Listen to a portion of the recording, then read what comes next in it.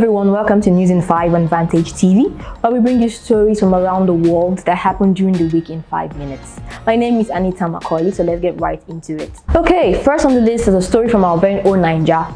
Now, the National Assembly has passed a harmonized version of the Electoral Amendment Bill 2021, and this includes direct, indirect, or consensus primary modes of nominating candidates for political positions. Since the beginning of this year, we've had a lot of political aspirants come out to declare their intentions to run for presidency next year, and they've had lots of supporters, endorsing them. And Professor Yemi Osinbajo is not left out on the list, as a lot of groups have come out to endorse him to run. First, we had a group of youth and students come out to say, yes, he is the man for the job.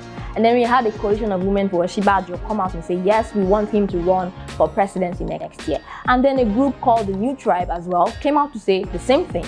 And now we have a group called Identify the Right Leader Initiative coming out to say, Professor Yemi Osinbajo ticks all the boxes and we think he is the man for the job. So there's been a lot of talks about the removal of fuel subsidy for a very long time. Now, recently, the federal government is proposing to extend the removal of fuel subsidy by 18 months. Now, we hope that this actually doesn't have a negative effect on the economy. Following a sad event that happened at Noble Kids Comprehensive College in Kano, where a 5-year-old girl, Hanifa Abubakar, was kidnapped and murdered by her proprietor, the Kano State government have hereby revoked the licenses of all private schools, saying that they have to revalidate their certificates before they can continue operations. So over 25,000 people have signed a petition saying no to IELTS tests for Nigerians. They argue that these test results actually expire after 2 years, and then since Nigeria is an English-speaking country colonized by the British, it is very unnecessary. On to the international scene. The US government is prepared to impose export controls on the critical sectors of the Russian government, as well as ban exports of every kind of good coming into Russia if they continue with the invasion to Ukraine. The White House has announced a plan to extend the stay of students in STEM field from 18 months to 36 months.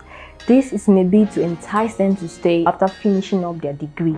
So Britain has been having economic downtime since Brexit and then COVID. Now, the IMF have urged the government to offer targeted support to struggling households across the country.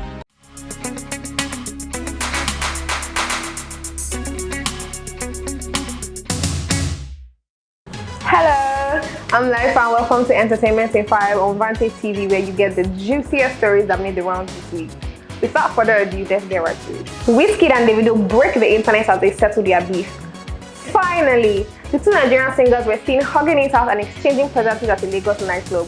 Fans were excited. I am excited. Court convicts the general of drug trafficking. Popular Instagram comedian Joshua Sunday, aka The General, and one Caleb Williams were convicted by Justice Osiago of the Federal High Court in Lagos for drug trafficking. While stating that the substances found on them were minimal, he advised the defendants to go and see no more. Idris Elba among actors to be considered for the next James Bond.